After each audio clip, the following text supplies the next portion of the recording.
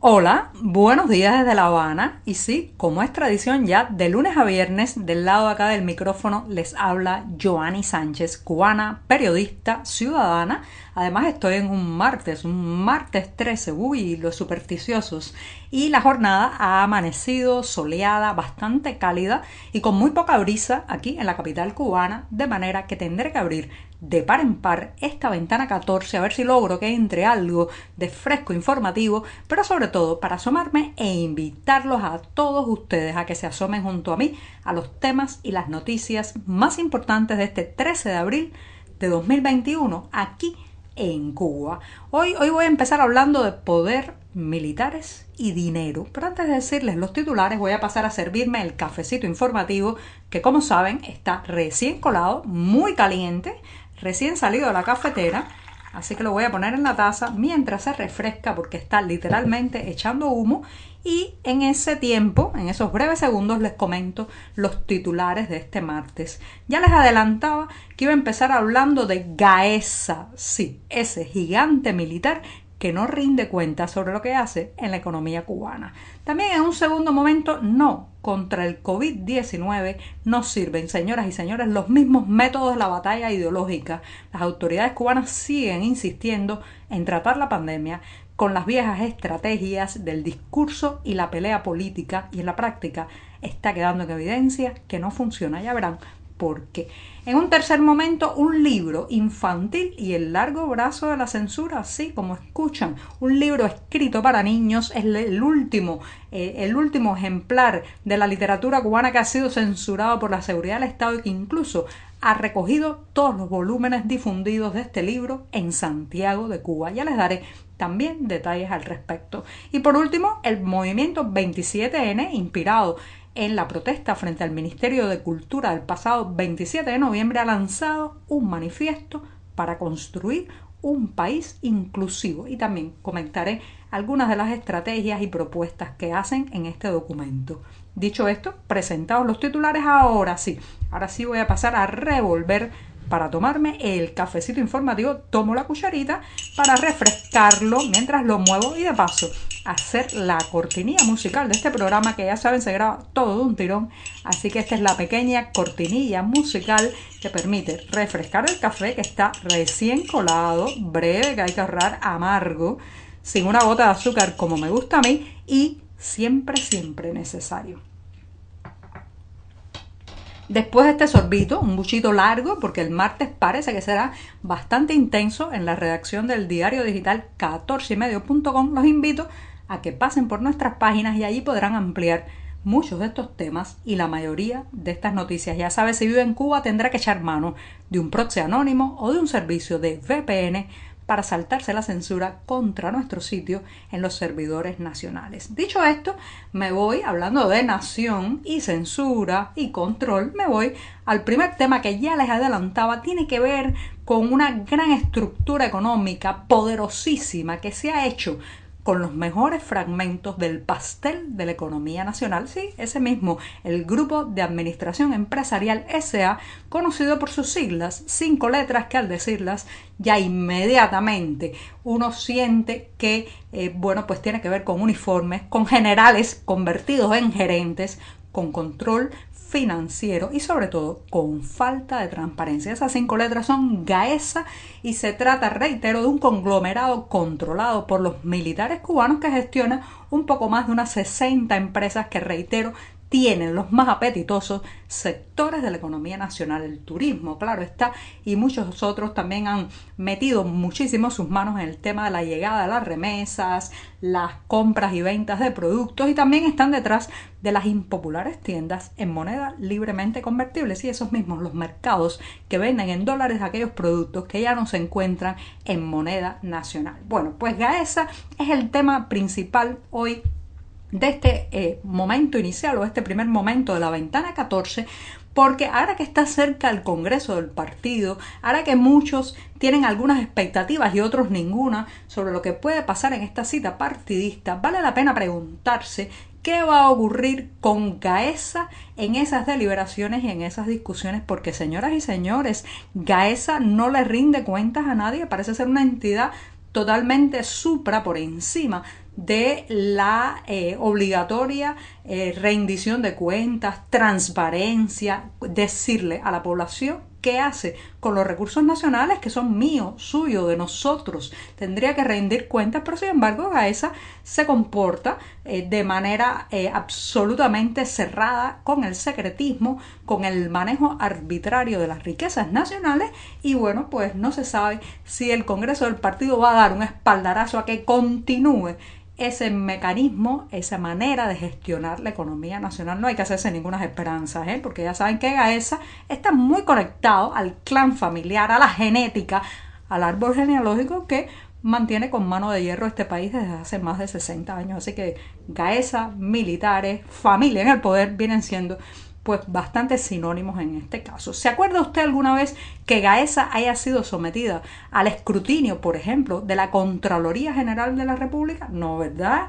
Porque simplemente no puede ser escrutada, no puede ser revisada, no puede ser inspeccionada. Reitero, es un suprapoder económico. Por otro lado, ahora mismo que la economía cubana toca fondo, que hay tantas necesidades, Gaesa sigue construyendo hoteles a lo largo de todo el país. ¿Cómo es posible que una entidad que se debe al país, a los nacionales, pueda, en una situación, en una coyuntura como esta, optar por un sector económico que está absorbiendo y gastando los pocos recursos nacionales, como por ejemplo los recursos para la reconstrucción de casas en un país con un altísimo déficit habitacional, y no rinda cuentas ni pueda ser cuestionada por ello? ¿Dónde están las licitaciones públicas que hace Gaesa para elegir arquitectos, ingenieros, para elegir los proyectos que se van a construir o no? Ninguna, ¿verdad?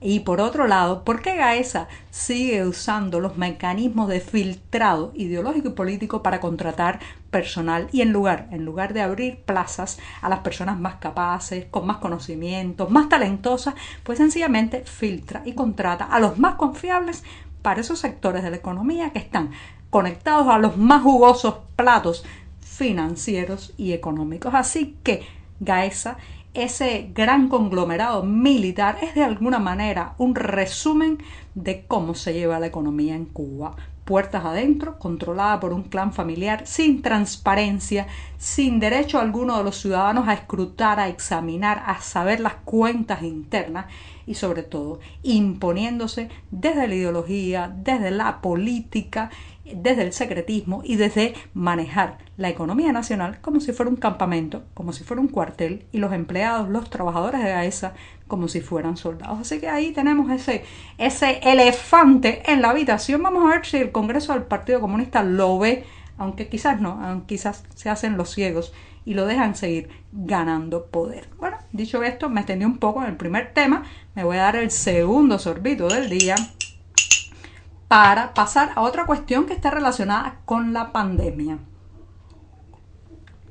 Como saben, llevamos varios días de números muy alarmantes. Incluso ayer supimos del triste récord de 8 fallecidos. Estas son las cifras oficiales. Acuérdense que los números oficiales son los que hay. Hay muchos cuestionamientos a esta manera de computar los contagios y los fallecidos por COVID-19, pero lamentablemente no hay una forma de tener los números reales mientras haya una intención de controlar las estadísticas por parte del oficialismo y del Ministerio de Salud Pública. Así que ayer hemos sabido el récord de 8 fallecidos en una jornada que, reitero, a pesar de que son los números oficiales, ha generado bastante alarma en la población cubana, que siente ya el absoluto desgaste familiar, económico, social de esta larguísima pandemia, sin ver una luz al final del túnel. ¿Y qué han hecho las autoridades? Bueno, hoy hay otra vez los mismos titulares en la prensa oficial, llamando a la ciudadanía a más disciplina, exigiendo más controles a nivel de casa, explicando que muchos de estos contagios son debido a que no se siguen los protocolos a nivel de calle, a nivel de familia, a nivel de instituciones.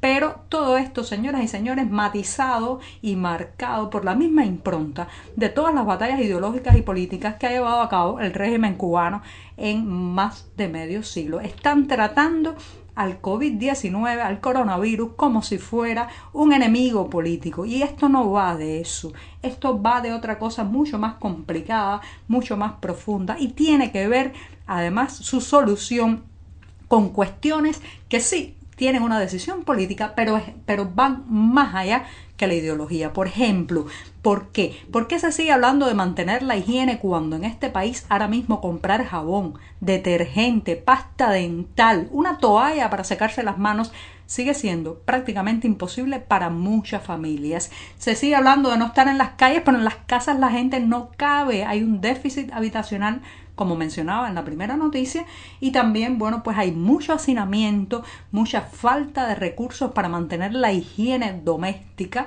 y eso es como que no lo ven las autoridades. Y por otro lado, cómo mantenerse en casa cuando cada día hay que salir a comprar lo que se va a comer ese día, porque no hay ninguna forma de mantener una reserva de alimentos. Entonces basta ya de tomar el COVID como una batalla política y hablar ese lenguaje burocrático de la confrontación ideológica, y vamos a hacer medidas aterrizadas en la realidad, que es lo que falta. Por ejemplo, ¿por qué se sigue demorando la vacunación?